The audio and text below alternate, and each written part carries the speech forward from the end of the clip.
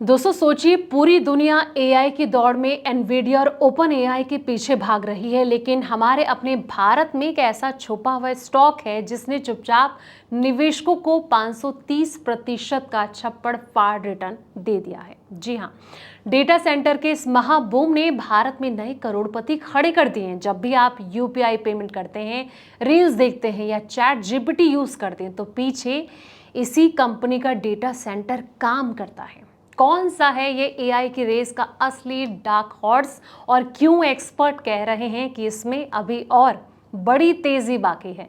तो आइए जानते हैं आज के इस धमाकेदार वीडियो में, इसलिए वीडियो को एंड तक जरूर देखें। नमस्कार, मैं हूं आपके साथ संध्या बिष्ट और आप देख रहे हैं the economic times in Hindi. दोस्तों, भारत के शेयर बाजार में कुछ ऐसा नाम अचानक चमकने लगा जिन पर कुछ साल पहले तक बहुत कम लोगों की नजर थी। इस पूरी कहानी का सबसे बड़ा एग्जाम्पल स्टारलाइट टेक्नोलॉजी है, जिसने कि 2026 में अब तक 530% से ज्यादा का जबरदस्त तेजी दिखाई है। और दरअसल एआई की जो असली दुनिया है केवल चैटबॉट या फिर स्मार्ट सर्च तक सीमित नहीं है। हर एआई सवाल के पीछे हजारों सर्वर, विशाल डेटा सेंटर, भारी बिजली खपत और cooling system, optical fibre network और ट्रांसफार्मर काम करते हैं।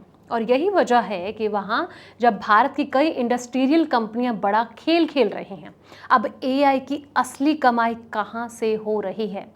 दोस्तों, बाजार में एक धारणा रहती है कि भारत एआई रेस में पीछे रह गया क्योंकि यहाँ एनवीडिया जैसी चिप बनाने वाली या फिर ओपन एआई जैसी प्योर एआई कंपनियां नहीं हैं।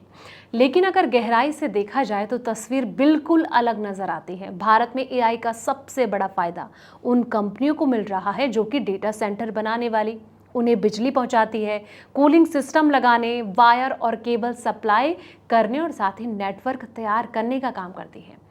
अगर एआई एक सोने की खदान है तो ये कंपनियां फावड़ा, मशीन, ट्रक बेचने का काम करती हैं।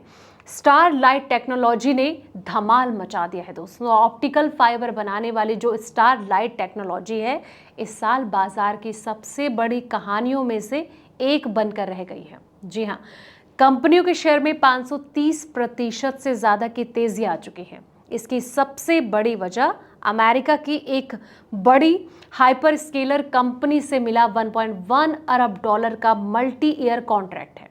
हाइपर स्केलर वे कंपनियां होती हैं जो कि विशाल डेटा सेंटर चलाती हैं, दुनिया भर में क्लाउड सर्विस देती हैं, और स्टारलाइट अकेली नहीं है।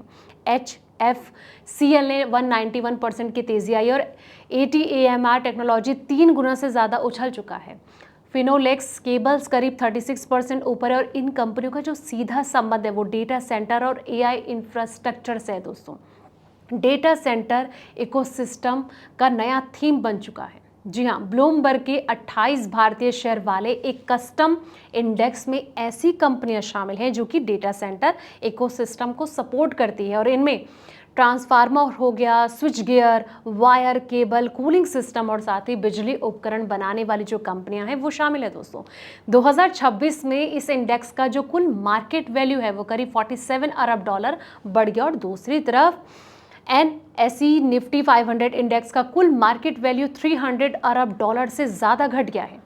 और यही वजह है कि पुरानी इंडस्ट्रियल कंपनियां अचानक बाजार की नई पसंद बन गई है। मुंबई के डीलिंग रूम से इसे अब एआई कैपिटल स्ट्रीट कहा जा रहा है, और कैपेक्स का जो मतलब है वो इंफ्रास्ट्रक्चर पर होने वाला बड़ा निवेश है। भारत में अरबों डॉलर का भी निवेश आ रहा है। दोस्तों, एआई की जो ये बढ़ती मांग है, इसको देखते हुए दुनिया की जो बड़ी टेक कंपनियां हैं वो भारत में भारी निवेश कर रही हैं, और अमेजॉन 2030 तक भारत में क्लाउड इंफ्रास्ट्रक्चर पर $12.7 अरब खर्च करने की योजना बना रही है। वहीं अल्फाबेट यानी कि गूगल की जो पेरेंट कंपनी है, विशाखापट्टनम में लगभग $15 अरब का एआई इंफ्रास्ट्रक्चर हब विकसित कर चुकी है। विदेशी निवेशकों को भी अब ये नजर आ रही है और कहीं ना कहीं उनकी नज़र भी इस पर गड़ी है।